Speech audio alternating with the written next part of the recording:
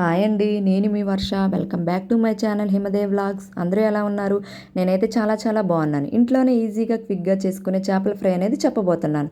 ముందుగా చేపలు నీట్గా వాష్ చేసుకొని ప్రక్కన పెట్టుకోవాలి. తర్వాత అందులోకి పావు టీ స్పూన్ పసుపు, హాఫ్ టీ స్పూన్ కారం, half teaspoon garam masala, half teaspoon ధనియాల పొడి, హాఫ్ టీ స్పూన్ జీలకర్ర, 1 టేబుల్ స్పూన్ కార్న్ఫ్లోర్ ఆర్ బియ్య పిండి, 3 టేబుల్ స్పూన్ శనగపిండి, రుచికి సరిపడా ఉప్పు, అల్లం వెల్లుల్లి పేస్ట్, ఆయిల్, అరబద్ద నిమ్మ చెక్క, ఫిష్ మసాలా ఆప్షనల్ అండి. నేనైతే వేసుకున్నాను, టేస్ట్ బాగుంటుందని. వద్దనుకుంటే స్కిప్ చేయొచ్చు.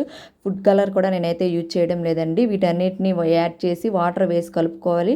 సరిపోకపోతే సాల్ట్ యాడ్ చేసుకోవాలి. ఇక్కడ చూపిస్తున్న విధంగా మరీ లూజ్గా కాకుండా టైట్గా కాకుండా కలుపుకోవాలి.